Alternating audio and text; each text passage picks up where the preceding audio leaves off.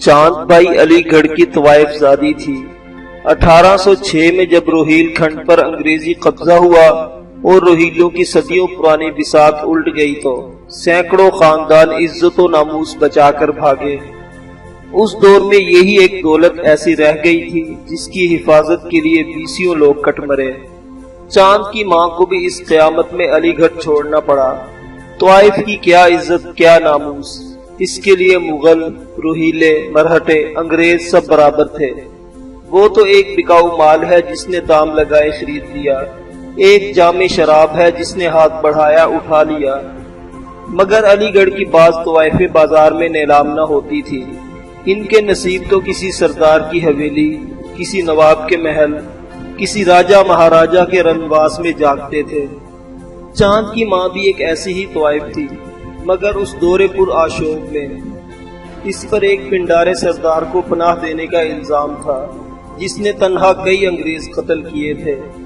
پنڈارا سردار تو صرف ایک رات گزار کر منہ اندھیرے ہی نکل گیا تھا، لیکن کسی بدخواہ نے مخبری کر دی جس کی وجہ سے ماں بیٹی کو بڑی بے سر و سامانی کی حالت میں علی گڑھ چھوڑنا پڑا، کیونکہ انگریز کسی ایسے گھرانے کو معاف نہ کرتے تھے جہاں ان کے دشمن نے پناہ لی ہو۔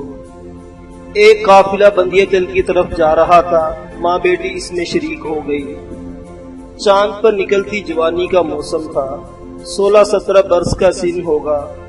شباب کی ہوا غنچوں کی بند کھڑکیوں پر دستک دے رہی تھی کہ پٹ کھول دو۔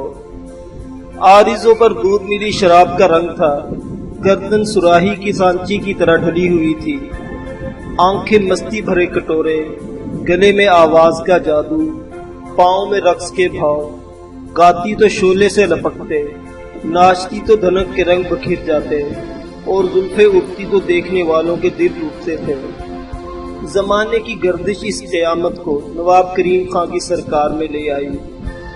مجرا ہوا چاند بھائی کے ساتھ، اس کی قسمت کے ستارے بھی ناچے، اور حکم ہوا اب یہ چاند اسی آسمان پر چمکے گا۔ ماں نے زمانے کی ٹھوکریں کھائی تھی، بیٹی کا ہاتھ پکڑا اور اسی سرکار سے وابستہ ہو گئی۔ ریاست چھوٹی تھی مگر روہیلے نواب کا دل بڑا تھا۔ صرف 3-4 سال کے عرصے میں چاند کی جوانی قیامت کے کئی ورگ الٹ گئی۔ مرہٹوں سے دوستی کی خوشی میں پنڈاروں کے خیموں میں بھی راگ رنگ کی محفلیں جمی تھی۔ نواب کریم خان پنڈارا سرداروں کی بھیڑ سے فارغ ہوا تو بعض مصاحبوں نے ناچ گانے کی فرمائش کی، لیکن نہ جانے کیوں آج اس کا دل رقص و نغمہ کے لیے آمادہ نہ تھا۔ اپنے خیمے میں داخل ہوا تو نامدار خان کے ساتھ شطرنج کی بازی لے بیٹھا۔ ڈھلتی شام تک کئی چالیں ہو گئیں اور نقشہ کچھ ایسا بن گیا کہ کریم خان کے شاخ کو کشٹ پڑ رہی تھی اور ایک ہی چال میں بازی مات تھی۔ نواب بساط کے نقشے پر نظریں جمائے سوچ رہا تھا کون سی چال نکالے کہ کشٹ سے بھی بچے اور نامدار خان کی بازی بھی الٹ دے، مگر کوئی تدبیر ذہن میں نہیں آ رہی تھی۔ نواب کا وفادار خادم صفدر بھی آتے جاتے کئی بار نقشے پر نظر ڈال گیا، لیکن شاید کوئی چال اب ایسی رہ ہی نہیں گئی تھی جو بازی کو الٹ سکتی۔ اس سوچو بچار میں وقت گزر رہا تھا کہ اچانک چوکدار نے مرہٹا راج منتری امبا جی کے آنے کی اطلاع دی۔ کریم خان کو اس کی بے وقت آمد کا مقصد سمجھ میں نہ آیا، پھر بھی بازی چھوڑ کر نامدار خان کے ساتھ باہر نکلا اور امبا جی کا استقبال کر کے خیمے کے اندر لایا۔ مرہٹا سردار کا وزیر اعظم جب نواب کے قریب مسند پر بیٹھا اور بساط کے نقشے پر نظر پڑی تو حیران ہو کر بولا، نواب صاحب، میں نے تو سنا تھا آپ بہت اچھے شاطر ہیں، مگر یہاں تو نقشہ ہی کچھ اور ہے، آپ کا شاہ پٹ رہا ہے۔ نواب نے شطرنج کی بازی کو نظر انداز کر کے امبا جی کے چہرے پر بچھی ہوئی بساط کو دیکھا اور آمد کا مقصد پوچھا۔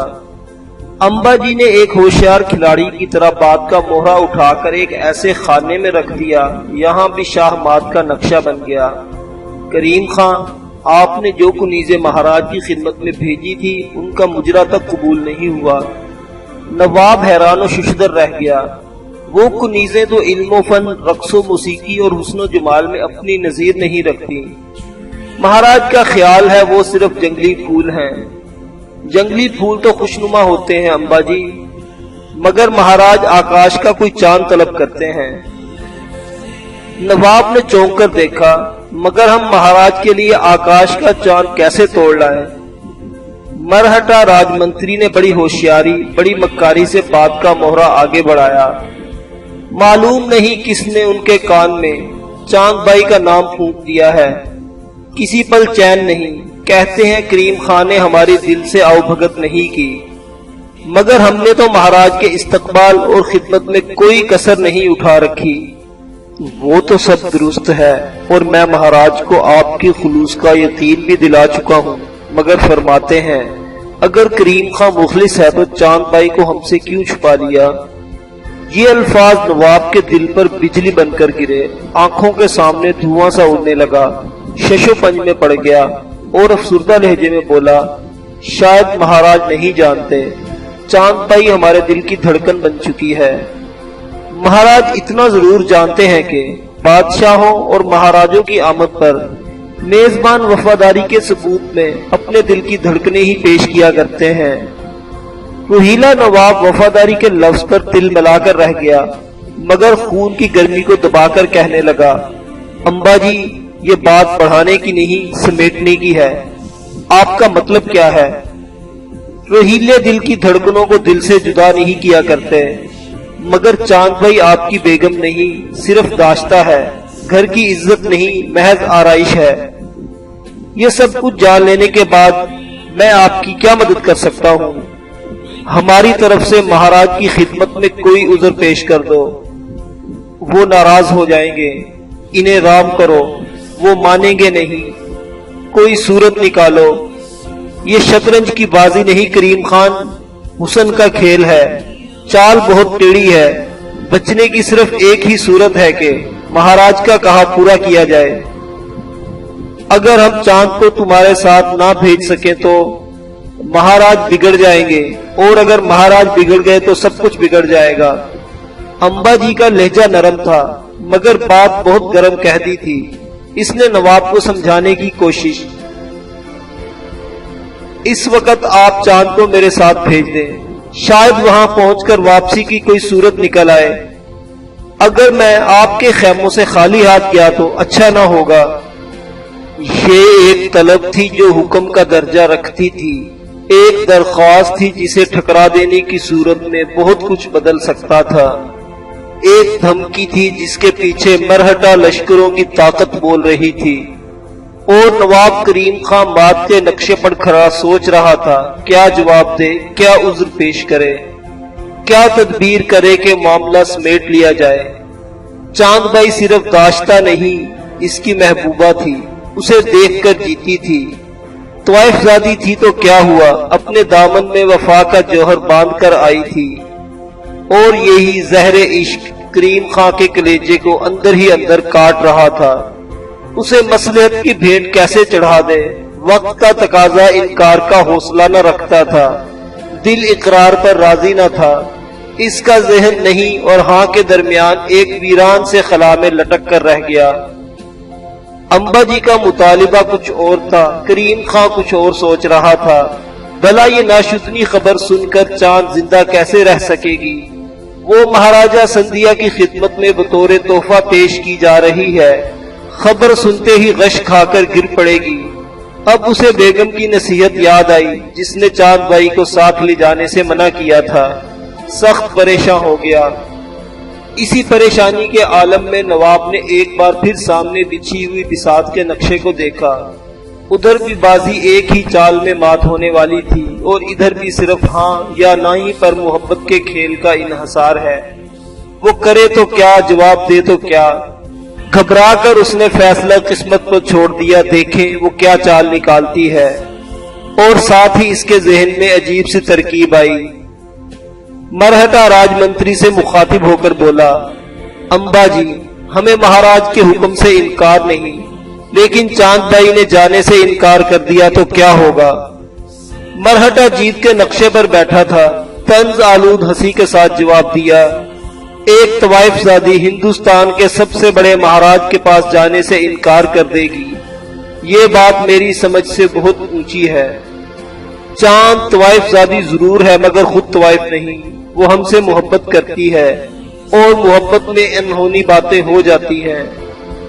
अम्बा जी ने बड़े गौर से नवाब के चेहरे को देखा और मुस्कुराकर कहने लगा, वक्त मोहब्बत की दास्तानों को बहुत पीछे छोड़ आया है करीम खां, फिर भी मैं वादा करता हूँ अगर चांद भाई ने जाने से इनकार कर दिया तो खाली हाथ लौट जाऊंगा और आपको इसके रोकने का इख्तियार होगा।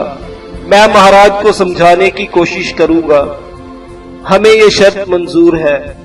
नवाब मुतमईन नजर आने लगा, किस्मत ने इसकी हरती हुई बाजी को संभाल लिया था। मगर मेरी शर्त यह है, आप चांद भाई के इनकार को मजबूर नहीं करेंगे, हरगिज नहीं, ये हम वादा करते हैं। फिर नवाब ने सफदर को आवाज दी। सफदर खां अगरचे दरवाजे के बाहर खड़ा था, लेकिन इसने नवाब और मरहटा के दरमियान होने वाली गुफ्तगू का एक एक लफ्ज सुन लिया था। अनजान सा बनकर बोला, क्या हुक्म है सरकार? चांद भाई को जाकर बुला लाओ। कुछ कहना है सरकार? कुछ नहीं कहना, ये बताओ कि हमने तलब किया है। सफदर का कोर्निश अदा करता हुआ उल्टे कदमों पलटा और खेमे से निकल गया। चांद भाई अपने खेमे में हार संघार किए बैठी थी। आज खुशी की रात थी। मरहटों और पिंडारों के दरमियान दोस्ती के अहदो पैमान हुए थे। इसका ख्याल था इस खुशी में नवाब साहब इसे भी हाजिरी के लिए बुलाएंगे, खलवत का मौका मिलेगा।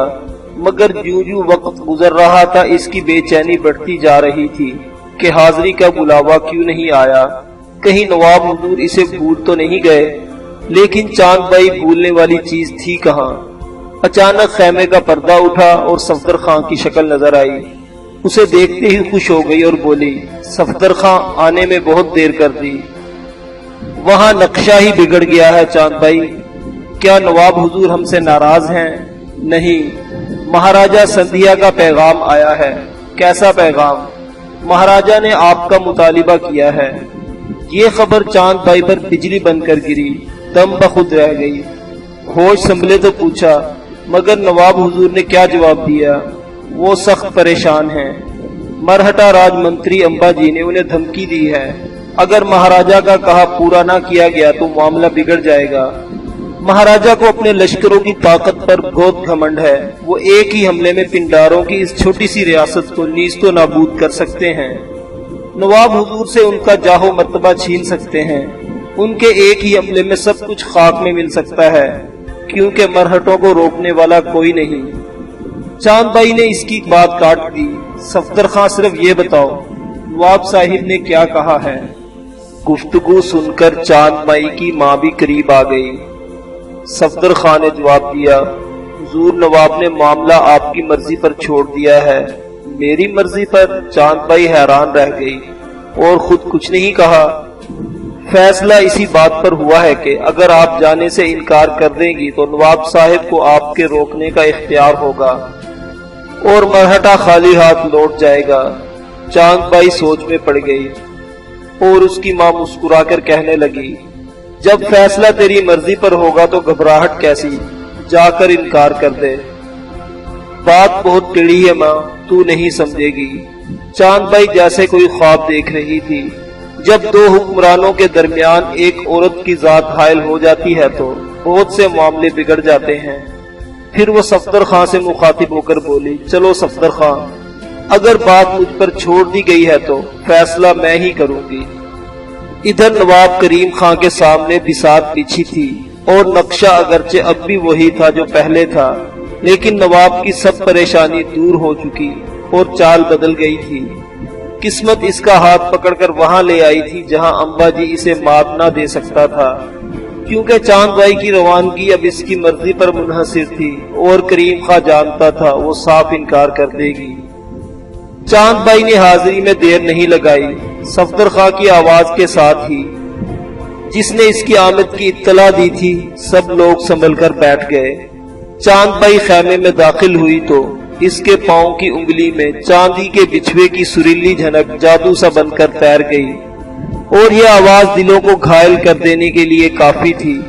جب اس نے آگے بڑھ کر نواب کو مجرا پیش کیا تو امبا جی کو دیکھ کر ٹھٹکی، مگر قندیلوں کی روشنی میں اس کی سج دھج دیکھ کر مرہٹا اپنے ہوش بھول گیا۔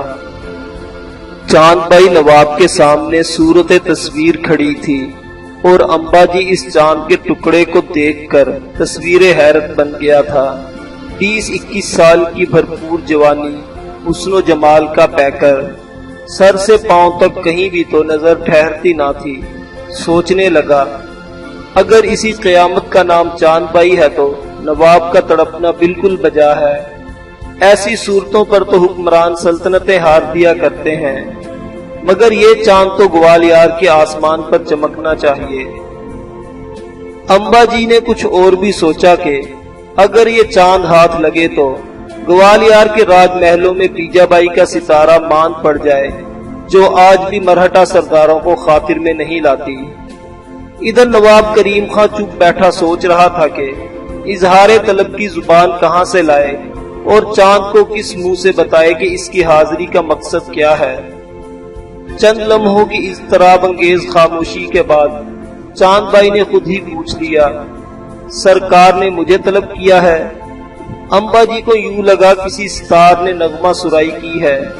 سریلی آواز میں بھی ایک جادو تھا، اور یہی جادو کریم خان کے دل کو گھائل کر گیا۔ بے چینی سے پہلو بدل کر بولا، چاند بھائی، امبا جی تمہیں لینے آئے ہیں۔ انجان سی بن کر کہنے لگی، امبا جی لینے آئے ہیں؟ وہ کس لیے؟ نواب نے کسی قدر جرت کا مظاہرہ کیا اور بتایا، مہاراج دولت راؤ سندھیا تمہارا نام سن کر آرام کھو بیٹھے ہیں۔ ہمارا خیال ہے تمہیں دیکھیں گے تو اپنے ہوش و حواس بھی کھو دیں گے۔ میں سرکار کا مطلب نہیں سمجھی، کچھ وضاحت چاہتی ہوں۔ سمجھنے کی کوشش کرو چاند۔ مہاراج چاہتے ہیں تمہیں ان کے سپرد کر دیا جائے، مگر حضور کیا چاہتے ہیں؟ ہم نے فیصلہ تمہاری قسمت پر چھوڑ دیا ہے، ہم نے فیصلہ تمہاری مرضی پر چھوڑ دیا ہے۔ زہ نصیب۔ چاند بھائی کے ہونٹ تھر تھر آئے۔ دوسرے ہی لمحے نواب کریم خان سے آنکھیں چرائی اور مرہٹا سے مخاطب ہوئی، امبا جی، اگر مہاراج نے طلب کیا ہے تو مجھے حاضری سے انکار نہیں، لیکن میری ایک شرط ہوگی۔ امبا جی فرتے مسرت سے اچھل کر کھڑا ہو گیا۔ اس نے کریم خان کو شہ مات دے کر بازی جیت لی تھی۔ بولا، چاند بھائی، تمہاری ہر شرط سنے بغیر منظور ہے۔ نواب یوں تڑپا جیسے کسی نے سینے پر بندوق داغ دی ہو۔ چاند، یہ تم کیا کہہ رہی ہو؟ مرہٹا ایک قدم آگے بڑھایا۔ بس نواب صاحب، اپنے وعدے پر قائم رہیے۔ اب اگر آپ نے چاند کو روکنے کی کوشش کی تو اچھا نہیں ہوگا۔ چاند بھائی نے اس کی طرف دیکھا۔ امبا جی، پالکی منگوائیے، میں تیار ہوں۔ پالکی اور کہار ساتھ لے کر آیا ہوں۔ نواب کریم خان جو سمجھتا تھا کہ چاند بھائی اس کی جدائی کا صدمہ برداشت نہ کر سکے گی، اس کے فیصلے پر مبہوت رہ گیا۔ ایک ہی لمحے میں 4 سال کا تعلق یوں توڑ دیا جیسے یہ 4 سال کبھی اس کی زندگی میں آئے ہی نہ تھے۔ بادل بے شک نہ گرجا، مگر بجلی کڑکتی ہوئی نواب کے دل پر گری۔ کبھی برق آسمانی کو گرتے دیکھا تھا یا نہیں، مگر دل پر جو بیت گئی اس نے نقل محبت پر گرنے والی بجلیوں کے ہزاروں افسانے دہرا دیے، اور اب وہاں خاک اڑ رہی تھی۔ پہلے تو سمجھا شاید سماعت کو دھوکا ہوا ہے، مگر چاند بھائی کا ایک ایک لفظ اب بھی کانوں میں رات کی طرح کڑک رہا تھا۔ محبت کی بازی ختم ہوئی تو ادھر تقدیر نے صف لپیٹ دی۔ ادھر وہ جانے جانا پالکی میں سوار ہونے کے لیے تیار کھڑی تھی۔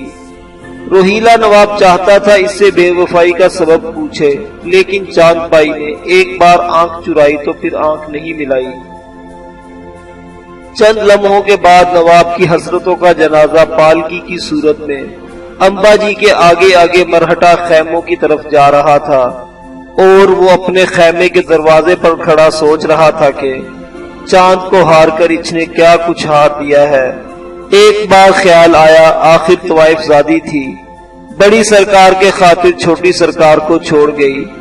مگر کوئی شے دل کے اندر ہی اندر کچوکے دے رہی تھی، اور وہ نہیں چاہتا تھا کہ جو کچھ ہو گزرا ہے اس پر یقین کرے۔